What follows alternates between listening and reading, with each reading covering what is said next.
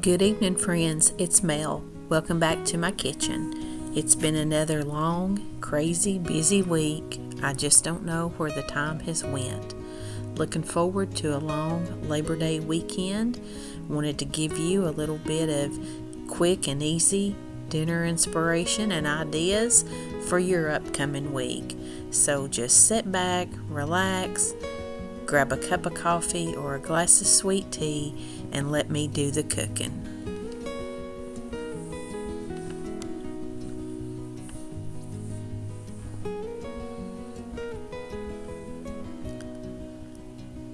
Once again this week I truly had some easy meals.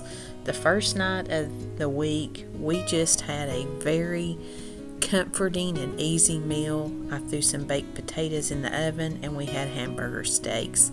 This is how I like to do my baked potatoes. I'll just scrub them real good because we do like to eat the skins, and I'll put a little bit of olive oil on them, rub it in, and then take some sea salt and rub that in, and I just wrap them in some aluminum foil and stick them in the oven about 400, 450, whatever I have it set on for the rest of the meal. If I'm cooking things, I just put them in there first and let them go as long as I can. And a helpful tip, cook your potatoes in the oven as long as you can, and if you don't have time to get them done, it does give them a really good start, and you can pull them out and unwrap them from that foil and put them in the microwave, and it finishes them off real nice. One of the sides that I have really been wanting to try are these stuffed zucchini boats. I saw my friend Ann, her channel is What's Up Family Home, make these with some squash this year. And she had this recipe pinned, and I have been dying to try it. So you just cut a couple zucchinis open, and you're going to take some olive oil and brush it across the flesh side of it, and then you're going to salt and pepper those, and you're going to turn them over then and put the flesh side down on your cookie sheet and bake them at 400 degrees for about 15 minutes. Then you're going to pull them out and let them cool a little bit. Scoop the flesh out of the middle, making the little boats. Then in a saucepan, you're just going to take your 2 tablespoons of butter, and you're going to add your pulp into this, and I have just added my pulp from my zucchini into my stuffing mix, but I'm taking about 1.5 cups of stovetop stuffing and 1/2 cup of sour cream and some shredded cheddar cheese. And I'm going to mix all this up into that butter and just cook that for about 2 minutes till you get all your stuffing kind of moist and fluffed up.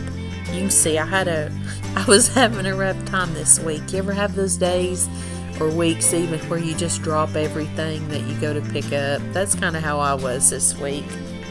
So once you get your stuffing mix all cooked up, you're just going to stuff your boats. The recipe says not to overstuff them. Have you met me? I had to overstuff mine. They were delicious, but that was a lot of stuffing mix, and I just had 2 zucchinis. I should have cut back a little bit, but hey, it was so good. And once you get them all stuffed and prettied up, you're just going to come back over them and sprinkle a little bit more cheese on the top of them. Put them back in that oven for about 15 more minutes till they get nice and brown.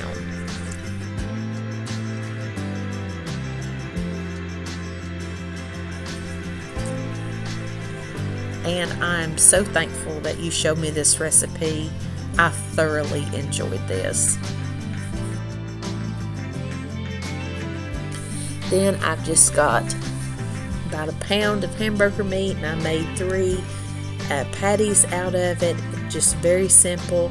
Pan fried them on top of the stove. Some salt and pepper and a little Lowry's seasoning salt. And I just cooked them up till they were done. This was simple, delicious, comforting, just nothing better. It's exactly what I had been wanting.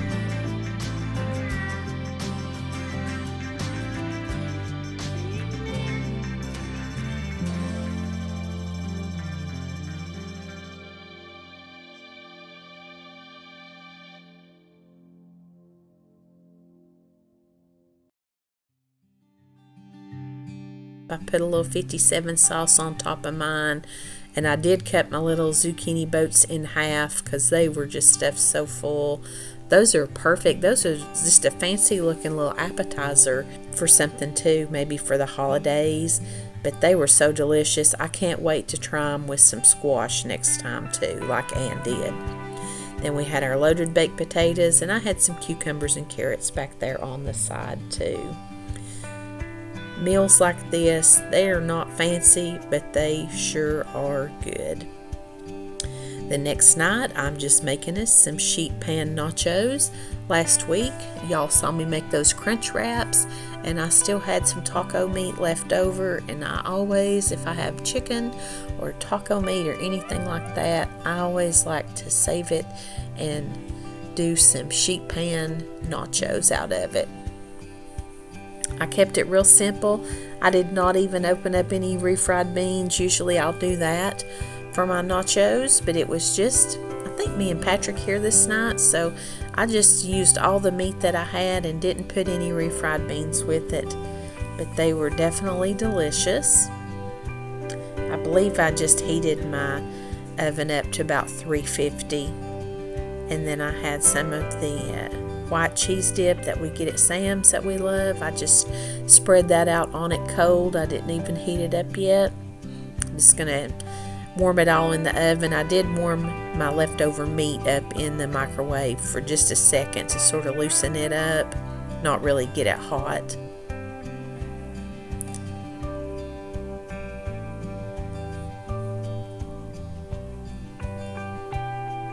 Then I just come back over it with some taco sauce.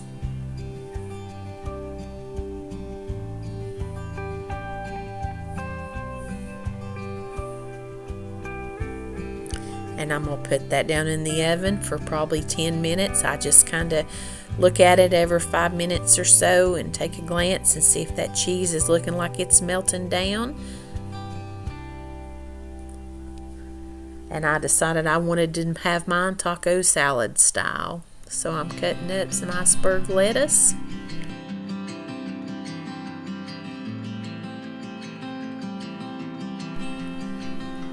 And there you can see where the cheese is melted down. That is so yummy. Nothing I like any better than a big old bowl of taco salad, loaded nachos, whatever you want to call it.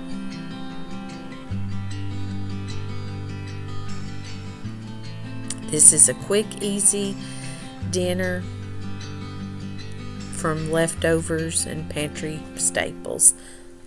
Just throw that lettuce and a little sour cream on top of there. I didn't even cut up any tomatoes or anything like that. Just super simple, but it tasted delicious. And here is another simple idea. I'm just baking up some of these chicken tenders according to the package instructions. I think this week I was kind of over cooking and cleaning.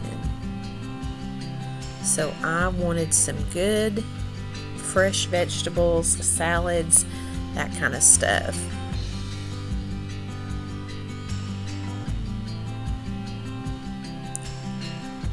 And I love a chicken tender salad. I always like to keep frozen chicken tenders like this on hand just to snack on.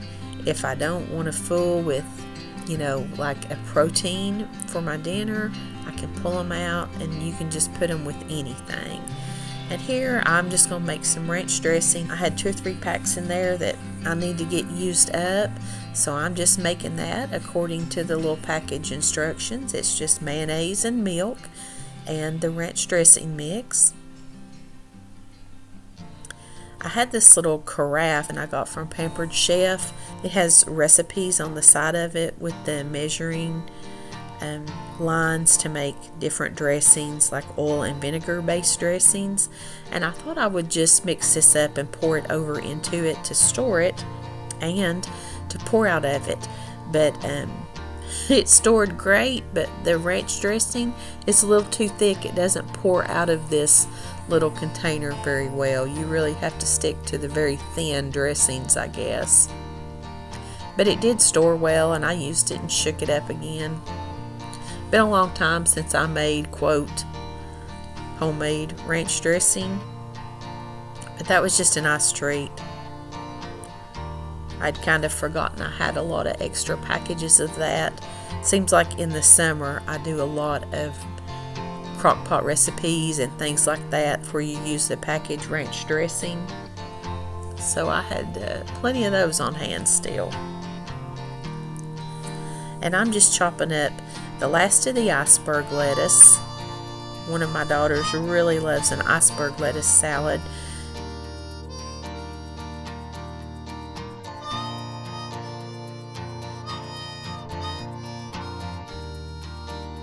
And then I love green leaf lettuce too. So I'm washing up all the salad greens and just making a big, yummy salad.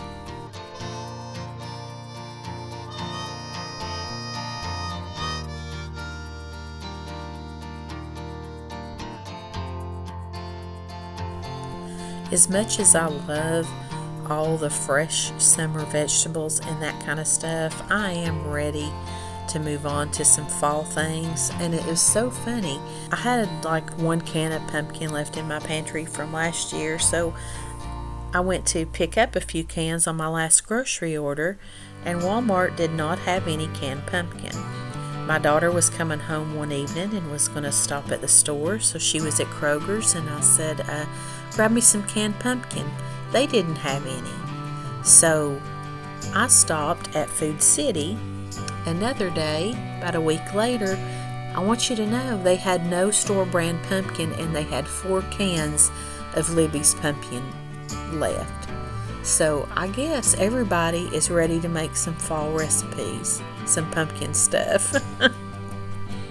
And I'm not a pumpkin spice coffee or latte kind of drinker. That's not my thing. But I do love pumpkin pie, pumpkin spice, any kind of pumpkin sweet and savory recipes. You'll have to let me know in the comments if you're a pumpkin lover too. And here's me trying to get a little fancy with my cucumbers.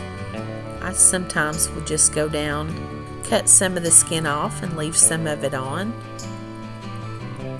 just to give it a little fancy look. Y'all know I'm not a great decorator of food.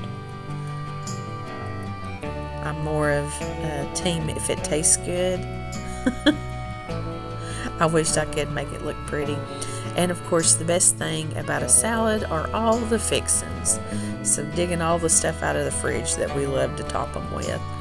So I'm just going to show you how I build my salad. First thing I do is pull me off a few of those chicken tenders, and I like to cut them up real small. These are not my favorite tenders to use on a salad. I like the crispy ones, but this tastes just fine. And it was what I had. So I am making me a huge bed of green leaf lettuce. I think green leaf lettuce is so pretty and vibrant looking. And it tastes good too. Going in with carrots and cucumbers, and I had some red bell peppers. Y'all know I like tomatoes, but I'm not just crazy about them, but I do love something red on my salad. So a lot of times I'll go for a red bell pepper. Gonna put some of these cheese cubes. I love to do this on my salad sometimes instead of shredded cheese. Put me a few little cucumber wedges on the side. I am a cucumber junkie. And I've got some of these sweetened cranberries and pecans I'm gonna sprinkle over the top. A little bit of bacon bits.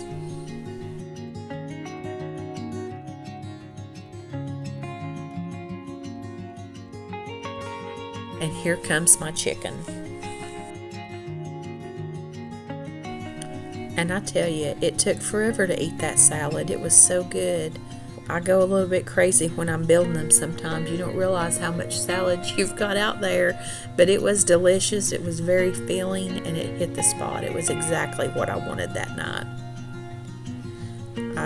Like I said, I have really just been wanting salads, nachos, things with lots of toppings, and I don't know why, just all the fresh veggies.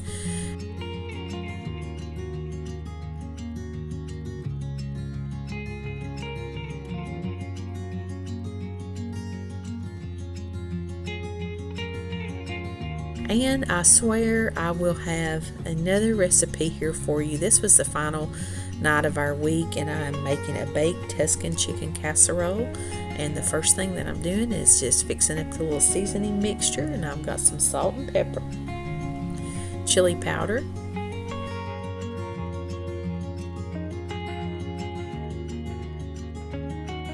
onion powder,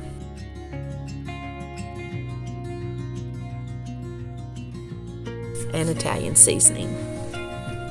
As always, I'll leave you the recipes linked or typed out below for the exact measurements.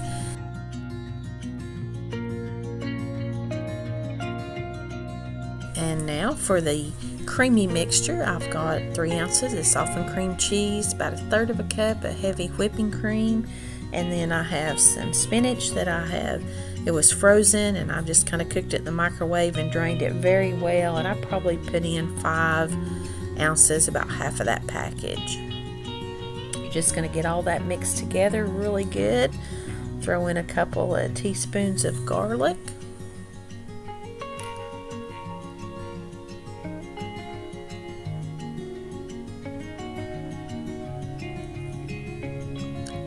And incorporate all that really well.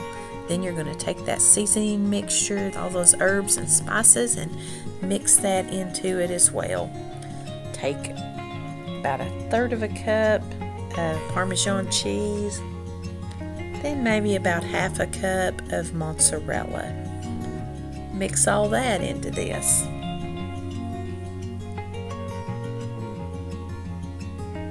These flavors were so delicious. This was like a cross between a cream cheese chicken mozzarella bake I've made and that Marry Me chicken that I've made before. It was sort of like the best of both of those recipes in this casserole. And I have some very thin chicken breast here, and I'm just going to salt and pepper them, and I put them down in a well-greased casserole dish. Then you're going to take that mixture and spread it over the top of them. This made more than enough for these 3 chicken breasts. And I actually thought that package had more chicken down in there. Yeah, you definitely could use the measurements that I've used would cover, 4 to 6 chicken breasts probably. Then I've had these sun-dried tomatoes that I had bought when I made that Marry Me chicken. And that was one of the main reasons I wanted to try this recipe. I love the ingredients, but I had these on hand too, and I didn't want to waste them. I needed something to do with them. So I just chopped them up really little and put that over the top of that cream cheese and spinach mixture.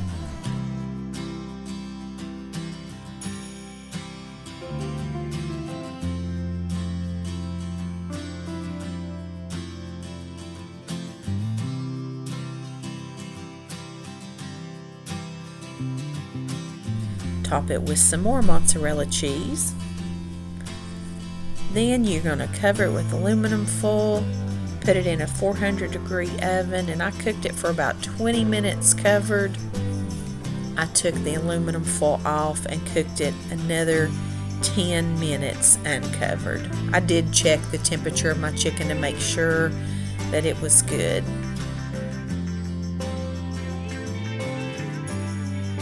So once I got my chicken in the oven, I needed to make some tea. If you have not seen my sweet tea video, I do have a video of how I make my sweet tea. It's just a dedicated little 5-minute or so video.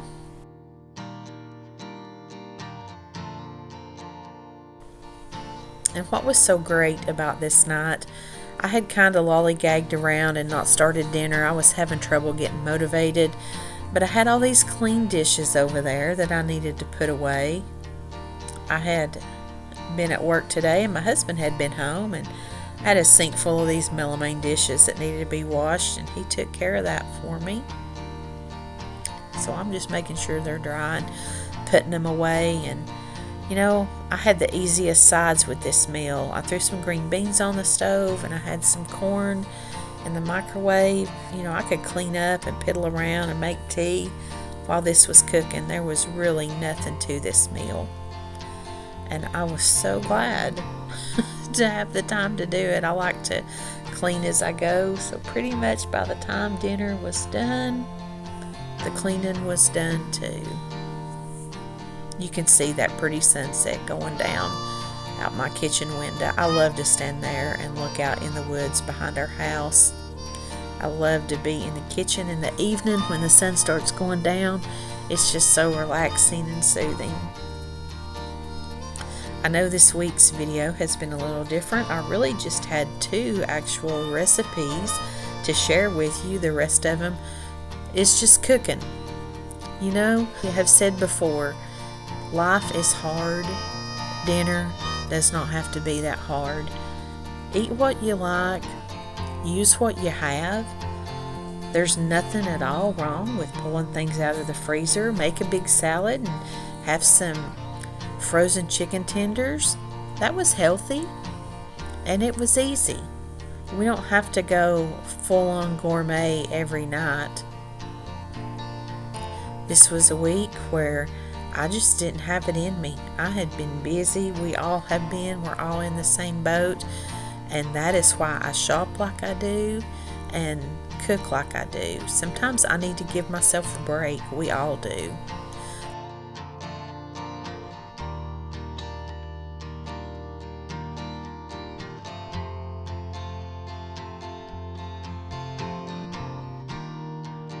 Look at this delicious chicken. This was so good. You need to try this Tuscan chicken bake. You all know I got a couple of picky eaters, so the whole time I was thinking they're probably not going to like this. I'm going to have to pull them out of pizza or something. But you know what? They ate every bite of this chicken. They began to ask what was in it, and I said just a bunch of seasonings, but they all loved it. This was delicious, and I said, would you want to have it again? Yes, they both loved it. So let's finish up the week with a very quick dessert. My daughter wanted to make these and she put them together one night for us. And these are just some chocolate chip cookie bars, super quick and easy.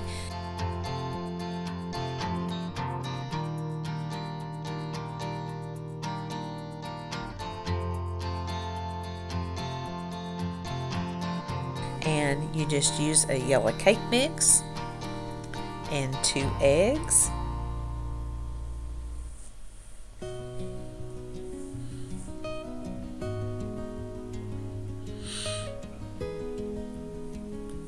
A 1/2 cup of melted butter.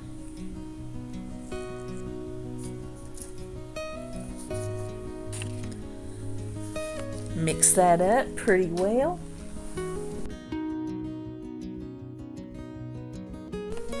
Then you're going to add in your teaspoon of vanilla. And then you're going to add in some chocolate chips. And I advised her to add in a cup at a time. You're going to do 2 cups, which is basically one of the little bags of chips. So I told her, start with 1 cup and then mix. And then add your other cup and start mixing it.